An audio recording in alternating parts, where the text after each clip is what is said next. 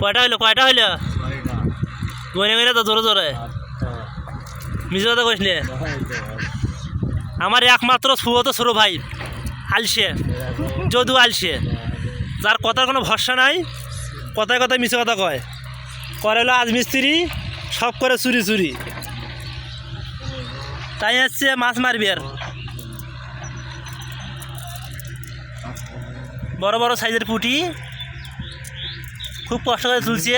ওজা আছে তো, ওজার মধ্যে মারতেছে।